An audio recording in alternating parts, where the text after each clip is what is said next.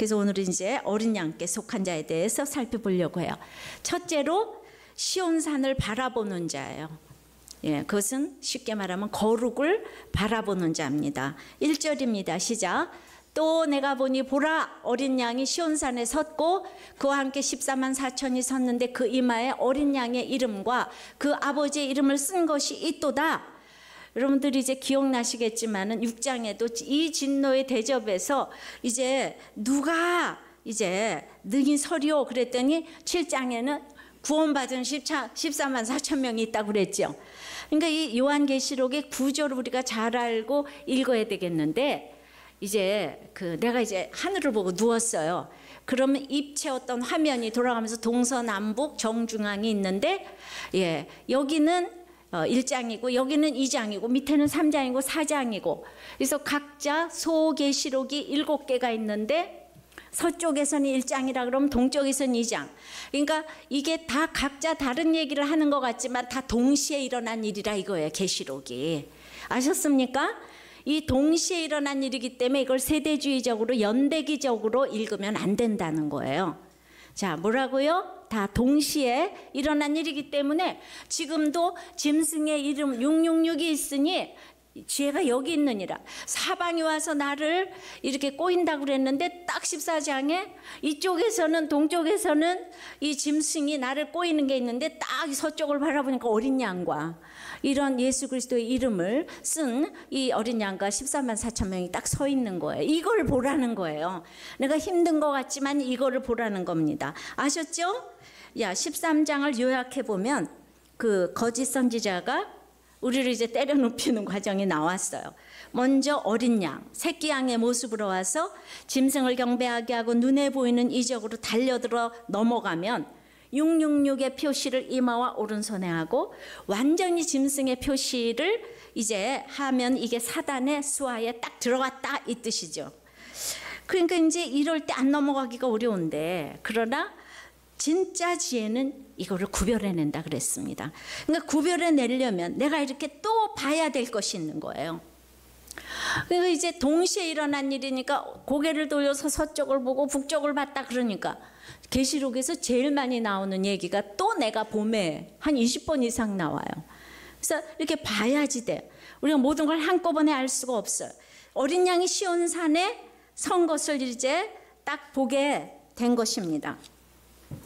12장 13장까지 용이 그 여자의 남은 자손 교회라 싸우려고 막 삼위일체로 덤벼들면서, 예, 용과 적그리스도와 거짓 선지자가 와서 덤비는데 어린 양과 그 모든 핍박을 받고 승리한 성도가 지금 이제 시온산에 선 것을 봤잖아요.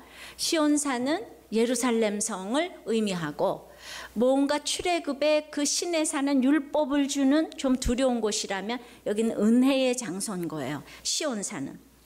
그러니까 항상 그 유다의 전 영토와 이스라엘 전 족속을 의미하기도 하지만은 포로 시대 이후에는 이 시온산은 성전과 예루살렘 성을 가리켰어요. 그러나 그때는 이 핍박받을 때 예루살렘 성전 없어졌잖아. 그러니까 여기가 의미하는 거는 이 땅에 실현되어질 주님의 주권이 역사하는 메시아 왕국, 이것이 시온산이라고 할 수 있는 것입니다. 그러니까 지금 이제 막 지하감옥에서 힘든데 딱 메시아 왕국에서 내가 어린 양과 함께 섰는데 14만 4천 명이 서 있다는 거예요. 우리가 7장에서도 14만 4천 명 이제 해석을 했지만은 궁극적으로 아무리 힘들어도 한 명도 낙오되지 아니하고 승리자로 시온산에 서게 된다는 것입니다. 14만 4천 명은 무엇인가? 예, 저 3 곱하기 4 곱하기 10의 세제곱이에요. 3은 하나님의 수고 4는 땅의 수입니다. 그러면 이제 하늘에서 이루어진 것 같이 땅에서도 이루어지이다. 이것이 합해지면 12가 완전수예요. 여기에 충만수 10의 세제곱을 하면은 셀 수 없는 큰 무리. 이런 사람들이 한 명도 셀 수 없이 커도 한 명도 낙오되지 아니하고 이 시온산에 다 선다고 하는데, 이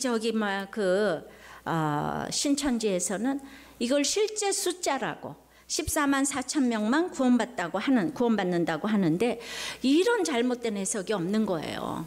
저만 나는 내 설교 듣고 이단들이 왜 우리들 교회로 안 오나, 이것이 이상해요. 왜 정말 그 이상한 해석에 다 속아 넘어가고 있는지 몰라요. 이건 셀 수 없는 큰 물이라는 뜻이에요. 정말 이 방송을 듣고 있는 이단들은 속지 말고 빨리 그 공동체가 이단이라는 말을 누구 한 명이라도 하면 거기 이단이에요. 예, 나오시기를 바라요. 예, 그러니까 정말 그것 때문에 내가 이단에 속한 사람들 때문에 지금 이 계시록 설교하는 겁니다. 물론 계시록 설교는 창세기나 로마서나 다를 거 없이 평범한 똑같은 설교입니다. 힘든 거 하나도 없는 거예요. 근데 이걸 가지고 그렇게 이단들이 너무나 그럴듯한 말로 이렇게 장난치는 것 같지 않게 잘못 해석을 하기 때문에 너무 안타까운 것입니다. 그런데 이제 다시 얘기합니다. 14만 4천 명이 어린 양과 함께 시온산에 섰어요. 근데 거기에 어린 양과 아버지의 이름이 이제 쓴 것이 있는 거예요. 이거는 거룩한 이름이 이제 그 성도 이름에 써져 있는데 그 13장 마지막에는 짐승의 표를 받았잖아요, 이망에. 근데 여기는 금세 14장 1절에는 하나님의 이름이 이마에 써졌으니까 가치관이 변한 걸 의미하는 거죠. 하나님의 가치관으로 바뀌어진 거를 의미하는 거죠. 마태복음 1장 21절에 아들을 낳으리니 이름을 예수라 하라. 이는 그가 자기 백성을 저희 죄에서 구원할 자 이심이니라 하니라. 이 예수님이 우리를 위해 죽으신 어린 양 예수님이세요. 또 아버지의 이름은 뭔가? 출애굽기 3장 14절에 나는 스스로 있는 자 아니라 I am that I am, I am who I am. 예, 그러니까 짐승이 아무리 머리가 좋아서 성공을 하고 또 성공을 하기 위해서 가진 고통을 이제 준다고 해도 여러분들 성공도 고통도 다 너무나 지나가 버리는 거예요. 이 땅에 성공도 지나가 고통도 지나가고, 근데 하나님은 스스로 계신 자이기 때문에 하나님을 믿으면은 그렇게 지나가 버리는 게 하나도 없어요. 영원한 거예요. 비교가 안 되는 신분의 그 아버지의 이름이 내 이마에 새겨져 있는 것을 이 핍박받고 참소받고 있는 이때에 동쪽에서 이러는데 서쪽에서 그걸 보게 되는 거죠. 이게 그래서 말씀을 통해서 어린 양께 속한 자가 볼 수 있는 특권인 것입니다.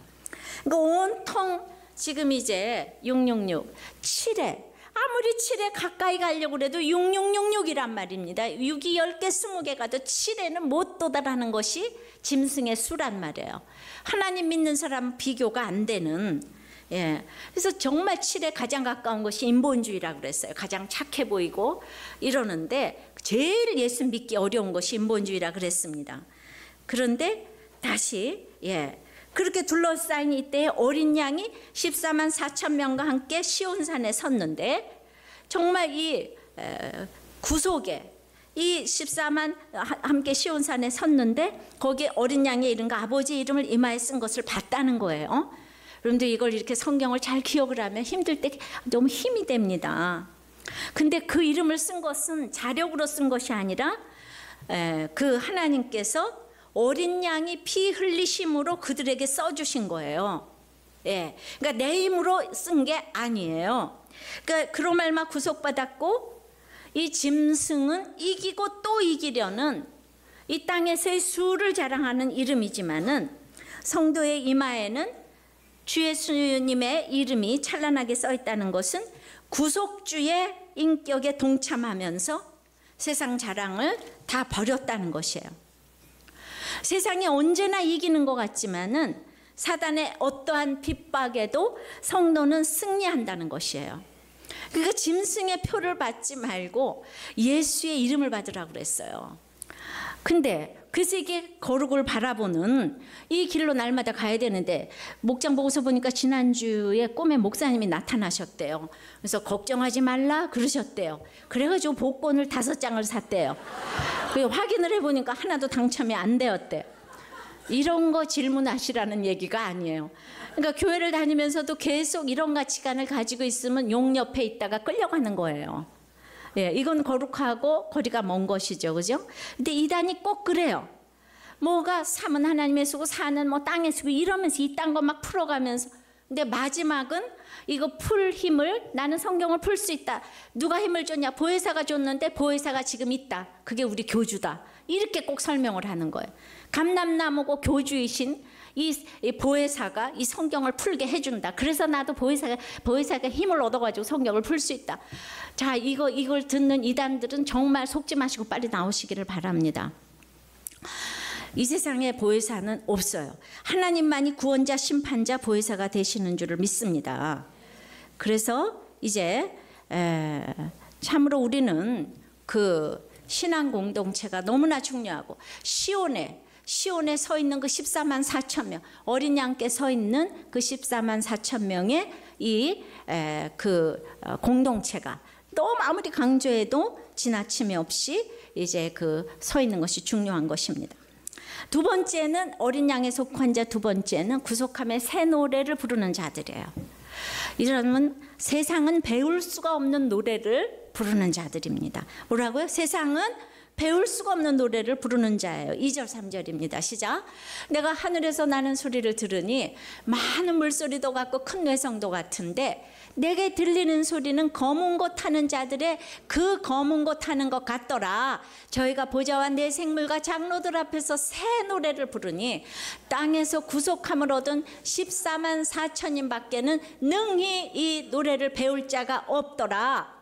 이제 이쪽에서는 로마에서는 막 핍박을 받고 고문을 받고 이제 경제활동을 다 제재를 가하고 매매를 못하게 하니까 짐승에게 절하지 않으면은, 근데 거기에서 승리하고 딱 섰잖아요. 시온산에 서니까 지금 하늘에서 이 소리가 나는 소리, 이 뭔가요? 그냥 이 성도가 승리하는 것 때문에 천사들이 지금 환영하고 노래를 부르는 거예요. 예, 너 너무나 승리했구나. 천사들도 환영하는 성도들. 그래서 이 노래를 배울 자는 14만 4천 명밖에 없다 그러잖아요. 예. 그러니까 내가 오늘 하나님 때문에 적용하고 예수 그리스도 때문에 어디 갈 거라 안 가고, 아까도 그래요. 자기는 그냥 어디 가야 되는데 주일을 빠지기 때문에 안 갈까 보다고. 자기는 해외 출장이 있는데, 예, 청년인데 저 이렇게 와서 막 이렇게 메이크업도 해주고 그래요. 그랬는데 막 연예인 따라서 지금 출장으로 가가지고 화보 촬영하러 가는데 그 주일이 끼어서 이제 안 갈 거래요. 이르기가 어렵잖아요, 그죠? 그러니까 이런 어떤 이 적용이 하면은 하늘에서 막 기뻐한다는 얘기예요. 우리가 어떻게 그러겠어요, 그죠? 여러분들은 여행도 가야 될 판인데 세상에 어떻게 그걸 안 갈 수가 있어요? 이런 사람이 여기 지금 한 몇백 명이 있어. 내가 4명이라고 안 그래? 여기 몇백 명이 있어요. 예. 그래가지고 이제 새 노래는 오직 땅에서 구속함을 얻은 성도들, 즉 하나님으로부터 새롭게 창조된 무리들만이 부를 수 있는데, 죄 가운데 있는 옛사람은 배울 수가 없고요. 오직 그리스도의 보혈로 지식이 새로워지고 마음이 새로워지고 생명이 새로워진 사람들만이 부를 수 있는 이런 노래인 거예요. 그러니까 어린 양의 피에 그 옷을 씻어 희게 한 자들인데, 예. 그래서 이제 천사가 이 14만 4천 명을 위해서 막 합창을 불러주는 거예요. 새 노래를 불러주는 거예요. 근데 그 천사가 불러주는 노래를 14만 4천 명만 알아듣는다 그러니까 하늘나라의 언어고 하늘나라의 이 가치관의 얘기잖아요, 그죠? 근데 많은 물소리는 하늘에서 나는 소리인데, 천상에 막 이 많은 뇌성같이 힘찬 찬양을 하는데 그 찬양이 또 검은 고소리처럼 너무 아름다운 거예요.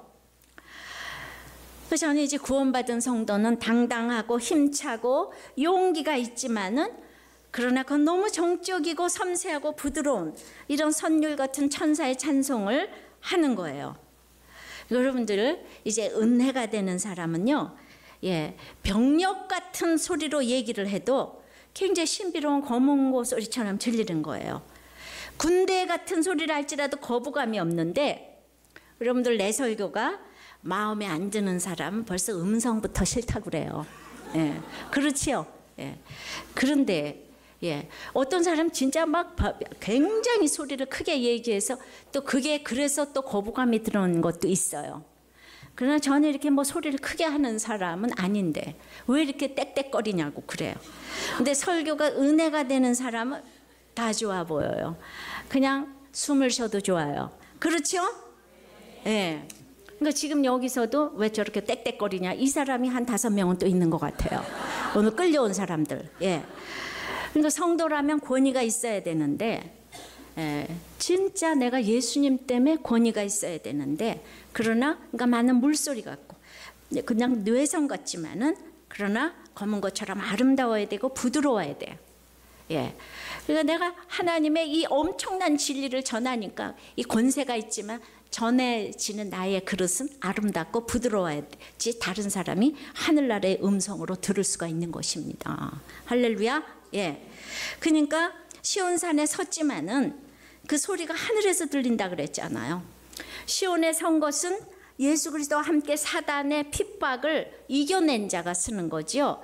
그 시온산 자체가 지금 천국은 아닙니다. 예. 그런 사람들끼리 모여 있는 거죠. 예. 그래서 우리가 이 땅에서 지체로 묶여 있는 것은 이 세상에 살기 때문이에요. 고린도전서 13장은 믿음과 소망과 사랑 중에 나중에 사랑만 남는다고 그랬어요. 왜냐하면은 천국에 갔는데 믿음이 무슨 필요가 있어요? 소망이 무슨 필요가 있어요? 이미 도착했는데 사랑만 남아요.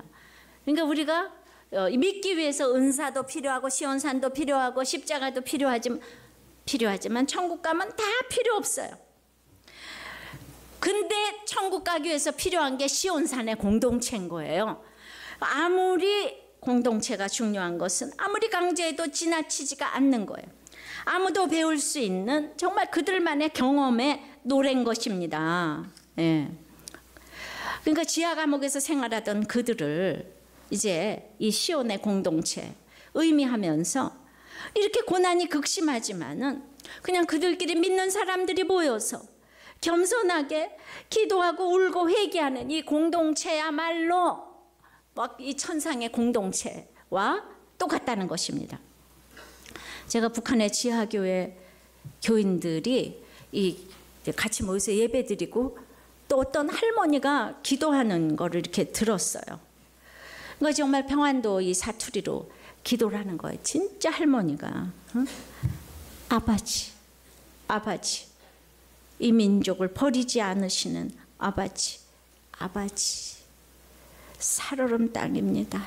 살얼음 땅입니다. 아버지, 아버지, 순교의 피해자 손들이 다 살아있고 아버지, 복원하시고 역사하시는 주의 보혜사가 나타날 줄을 압니다.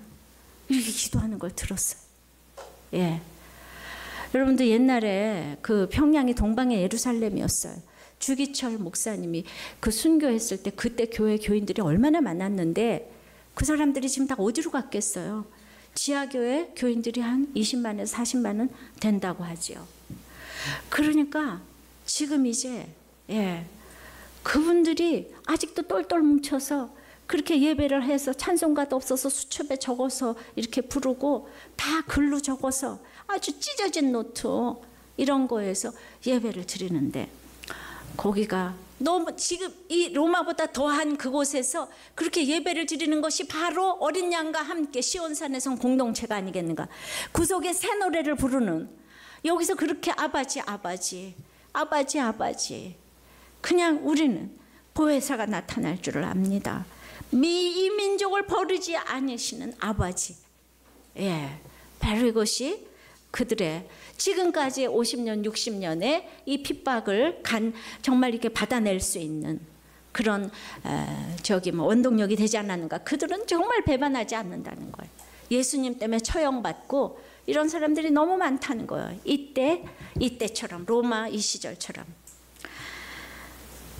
세 번째는 구별된 삶이 있는 자예요. 어린 양께 속한 자는 구별된 삶이 있는 자예요. 4절입니다. 시작.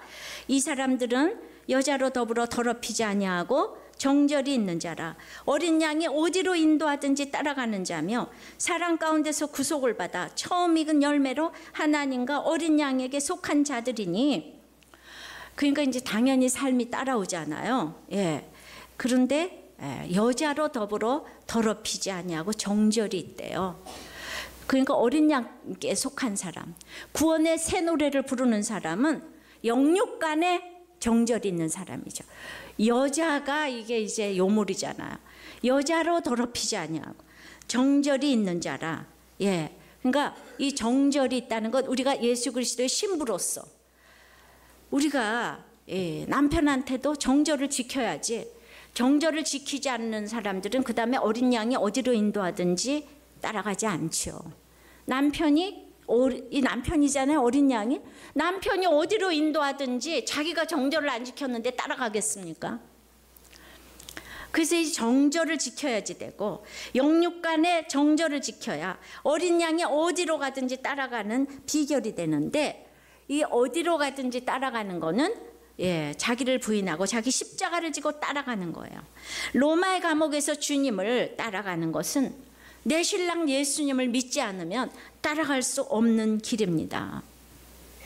그러니까 자랑도 성공도 능력도 아니고 어린 양 따라가는 건 오직 순종이에요. 그러니까 어떻게 예수 믿었는데 북한이 저럴 수가 있어? 어떻게 로마가 300년을 날 핍박할 수가 있어? 이런 인간적인 생각을 버리고 윤리 도덕을 버리고 2000년을 기다리라고 하면 기다려야 되는 거예요. 하나님의 시간과 내 시간이 너무 다르기 때문에 시간과 공간을 완전히 초월해야 되는 것입니다. 멋있게 십자가 지는 게 어디 있겠습니까? 비참함을 겪어보지 아니하고 성도의 길을 논할 수가 없습니다. 그러니까 고린도전서 15장 29절부터 만일 죽은 자들이 도무지 살아나지 못하면 죽은 자들을 위하여 세례받는 자들이 무엇을 하겠느냐? 어찌하여 그들을 위하여 세례를 받느냐? 또 어찌하여 우리가 언제나 위험을 무릅쓰려? 형제들아, 내가 예수 그리스도 우리 주 안에서 가진 바 너희에 대한 나의 자랑을 두고 단언하노니 나는 날마다 죽노라. 이게 어린 양 따라가는 사람의 태도예요. 그러니까 믿는다고 고백하는 것이 자기를 부인하는 싸움인데, 내용은 완전히 성경적이지 않으면서 다른 사람과 날마다 비교하는 싸움을 싸우면서 이렇게 믿음을 논하면 안 된다는 것입니다. 자, 그러니까 정절을 지키고, 그리고 이제 어린 양이 어디로 인도하든지 따라가고 자기를 부인하고 십자가를 지는 사람은 구속을 받아 처음 익은 열매로 하나님께 드려지는 인생이 되는 것입니다. 처음 익은 열매는 구별된 열매라는 것이지 서열을 말하는 게 아니에요. 예레미야 2장 3절에 그때 이스라엘은 나 여호와의 성물 곧 나의 소산 중 처음 열매가 되었나니, 또 출애굽기 19장 5절 6절에도 세계가 다 내게 속하였나니 너희가 내 말을 잘 듣고 내 언약을 지키면 너희는 열국 중에서 내 소유가 되겠고 너희가 내게 대하여 제사장 나라가 되며 거룩한 백성이 되리라. 이스라엘 자손에게 구할지니라. 그러니까 이제 내가 어린 양을 잘 따라가면 내가 하나님의 처음 열매가 되어서 온 세계의 제사장 나라가 된다 그러잖아요. 그러니까 가만히 있는데 예수 잘 믿으면 리더십이 딱 오는 거예요. 나에게 이 전 세계를 맡겨준다 그러잖아요. 그러니까 이게 구별된 삶을 살아가는 사람이 사실 손해가 아니고 하나님께서 모든 것을 맡겨주신다는 얘기입니다. 거룩한 백성으로 삼아주신대요. 그 입에는 5절에 거짓말이 없고 5절에 그 입에 거짓말이 없고 흠이 없는 자들이더라. 그 입에 거짓말이 없고 흠이 없는 자들이더라. 인간은요 이제 거짓말과 흠이 특징이에요. 근데 구원받은 자가 거짓말을 안 하고 흠이 없다는 것이 아니라 구원받은 자들은 거짓말과 흠 때문에 너무나 아파하는 자들이에요. 날마다 씻을 일과 회개할 일이 너무나 많은 사람들인 거예요. 여러분들 너무 이번에 목사님 와서 얘기해 주셨잖아요. 너무 꼬질꼬질하고 더러운 사람이 아무리 밥 먹다가 입을 퇴 뱉고 그냥 정말 재채기를 꽉 해가지고 고춧가루가 다 튀어도 더러운 옷을 입으면 아무렇지도 않아요. 근데 진짜 앙드레 김 선생님처럼 하얀 옷을 입고 있으면 이렇게 한번 쾌 하면 너무너무 그냥 이 부끄러워하고 창피하고 이 흰 옷에 이 고춧가루가 묻었다. 이것이 바로 구별된 삶을 사는 사람의 내 죄 때문에 너무 아파하는 거예요. 조금만 묻었는데도 너무 괴로워하는 거예요. 바로 이것이 구별된 삶인 것이에요. 여러분들 북한이 김일성을 우상 숭배하듯이 그 당시에 소아시아의 우상 숭배는 삶의 근거고 목숨이고 정치, 경제, 문화가 다 연결되어 있고, 그러니까 이 직장에서도 잘리고 먹을 것도 없고 이러니까 내가 우상 숭배만 안 하면 그만이 아니고 살 수가 없는 거예요. 그런데 동적인 유대인들한테도 배신까지 당하고, 그래서 지금 매매를 못하게 한다 그랬잖아요. 아무것도 사고 팔 수가 없는 거예요. 그러니까 이렇게 고문을 받고 있을 때 살기 위해서 거짓말을 해야 될 일이 눈만 뜨면 몰려오는 거예요. 내가 살기 위해서 거짓말을 해야 되는 거예요. 여러분도 오늘 직장에서 살기 위해서 거짓말을 해야 될 일이 너무 많이 있는 거예요. 내가 예수 믿으면서 타협을 해야 될 일이 눈만 뜨면 너무 많이 있는 거예요. 그럼 하나님 편의 반대가 거짓말이잖아요. 그냥 문자적으로 거짓말이 아니고 내가 하나님하고 대적하는 게 거짓말이에요. 그 참소와 그냥 유혹과 나의 유익을 위해서 하는 이 모든 것들이 거짓말이죠. 근데 믿음의 사람은 특별한 영웅이 아니에요.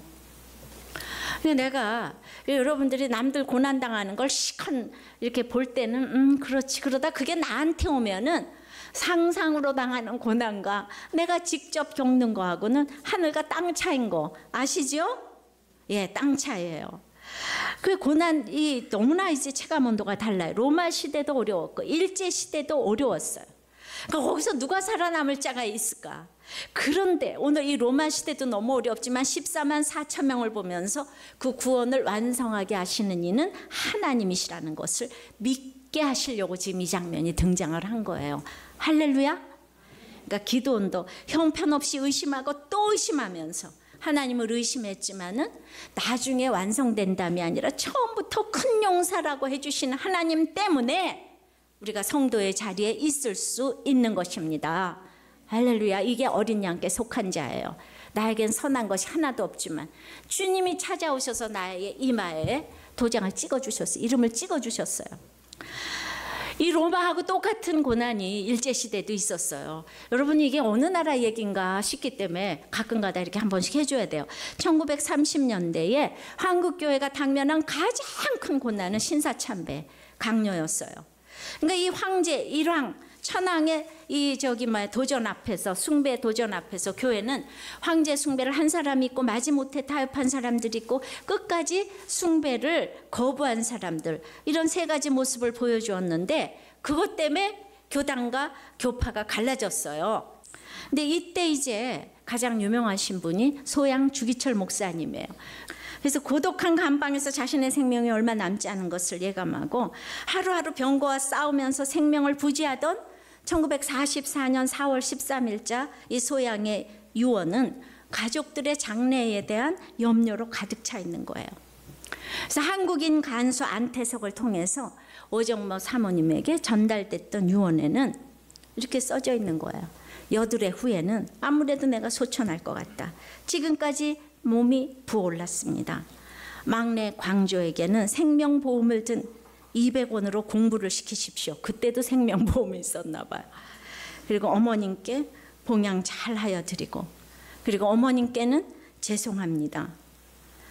근데 이 유서를 받아드는 사모님 오정모의 첫 마디가, 아니 목사님, 아직까지 무슨 가정에 미련이 있어서 이런 것을 보냅니까? 예, 그거였어요. 소양이 그 두 번째 투옥에서 풀려났을 때도 아니 그래서 승리하시겠습니까? 다시 감옥에 들어가세요. 어서 다시 들어갈 준비를 하시오. 이러고는 첫 마디를 이제 건넸다는 거예요. 그녀는 한국교회 장례가 이 소양 주기철 목사에게 달려있음을 너무도 뼈저리게 간파하고 있었고 그 길을 가도록 도와주는 것이 그 사모님에게 맡겨진 신의 섭리라고 이제 믿었어요. 그러니까 엄청난 신앙의 결단을 하고 인간의 한계를 넘어선 냉철함과 이 정절을 지키는 불의와 타협하지 않는 신앙의 이 투지, 예, 정말 구별된 인생을 보여줬어요. 이런 부인하고 살면 무섭겠죠? 예, 그런 생각이 좀 들어요. 예, 나오기만 하면 들어가라고 이러시니까. 그래서 진짜 아이가 없으셔서 그랬을까. 이거 막 그냥 그 막 투지가 하늘을 찌르잖아요. 예, 그때는 또 이 순교하는 게 소원인 사람들이 많이 있었는데 이 구별된 인생을 살아야 되는데 우리들 꽤 오래 다니는 목자가 어저께 목자 보고서를 보니까 나는 우리 딸이 결혼해서 사회가 들어오면 나는 사회를 망치거나 말거나 일단 내가 어렵거나 말거나 그냥 어렵다면 다 퍼주고 싶을 것 같대. 이렇게 나눔을 했어요. 이게 우리하고 적용하고 아주 다르네요, 그죠? 예. 그래서 이제 이런 거쳐가지고 그 돌아가시기 이제 한 이틀 전인가 오정모 사모님과 마지막 면회 때 목사님이 두 간수에게 들려오셨어요. 서 있을 힘도 없고 그냥 간수들에게 몸을 의탁하고 초점도 맞추지를 못하고 그리고 목사님이 이제 사모님하고 딱 섰는데 이때도 사모님이 이렇게 얘기한 거예요. 목사님 승리하셔야 됩니다. 이제 다 오셨습니다. 끝까지 승리하셔야 합니다. 주님께서 월계관을 들고 계신 거 보이시죠? 눈을 들고 바라보세요. 주님의 얼굴을 바로 보세요, 목사님. 예, 이렇게 힘을 드렸어요. 목사님 가만 계시다가 알았다고 내가 하나님께 가겠다고 주를 위해 순교하겠다고 이러시지 아니하고 그냥 이제 간수에게 이제 끌려가시면서 뒤를 돌아다 보시면서 이렇게 얘기하셨다는 거예요. 여보, 나는 따뜻한 숭늉이 한 그릇 마시고 싶어요. 그게 마지막 말씀이었다는 거예요. 이제 그분의 마지막을 지켰던 안희숙 사모님에게도 감방에서 마지막에 남긴 말은 동지여 천국에서 만납시다 뭐 이래야 되는데 나는 우물에 있던 그 시원한 오이 썰어서 참기름 넣고 쑥갓 넣고 무친 것 이거 내가 먹고 싶다고. 이게 마지막 유언이었다는 거예요. 아니 마지막 말씀이었다는 거예요. 그 전에 그 일제는 그 주목사님을 의자에 묶어놓고 전기 고문을 했는데 전기 찜질을 하셨으니까 이제는 손톱 소재를 해드리지. 그러면서 대나무 바늘로 손톱을 쑤시고 발톱을 후벼 팠는데 그때 그냥 호련히 주목사님 입에서 찬송이 흘러나왔다는 거예요. 이 세상 험하고 나 비록 약하나 늘 기도 힘쓰면 큰 권능 얻겠네. 주의 은혜로 대속하여서 피와 같이 붉은 죄 눈같이 희겠네. 내 맘이 약하여 들러보지오니 주 예수 힘주사 굳세게 하소서. 주의 은혜로 대속하여서 피와 같이 붉은 죄 눈같이 희겠네. 저는 바로 이것이 새 노래라고 생각을 합니다. 세상 사람은 절대로 배울 수 없는 노래잖아요, 그죠? 거기서 어떻게 그 찬송을 할 수가 있겠어요? 이게 청아한 하늘나라의 천상의 노래 아니겠습니까? 아니 그러니까 일제가 알아듣습니까? 형사들이 흉측하게 얼굴을 찌푸리면서 예수한테 힘달라고 노래를 한다고 생명이 오락가락하는데 고문받으면서 노래를 부른다고 어디 노래 더 해봐라 그러면서 거꾸로 메어 달아놓고는 이제 얼굴 입과 코에다가 고춧가루 물을 들이부었다는 것이죠. 근데 거기서도 하나님을 찬양하면서 주여 나를 주님 곁으로 부르소서. 나의 육체가 슬프오니 내 슬픔을 거두어 주소서. 정말 이 육체가 슬퍼요. 육체가 너무 연약하잖아요.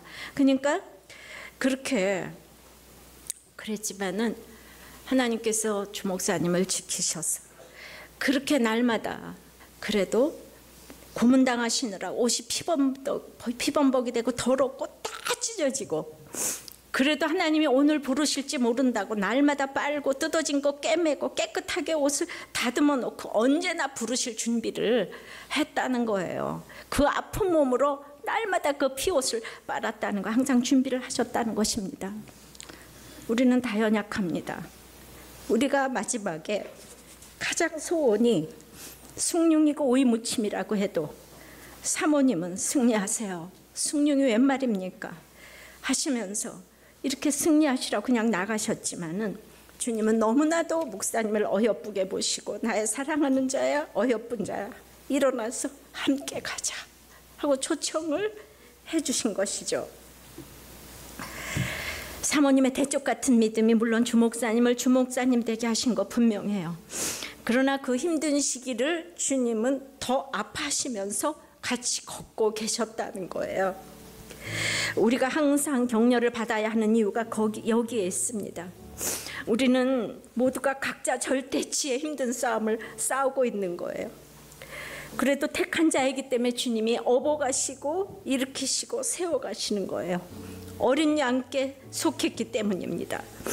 주기철 목사님은 한국교회를 앞서간 선각자에게 앞서서 너무나 평범한 한 사람임을 발견합니다. 정말 그가 너무나 잔혹한 고문에 이겼다는 것보다도 그 숭늉이 드시고 싶고 오이 무침이 드시고 싶었다는 것 때문에 너무 은혜를 받았어. 너무 위로를 받았어.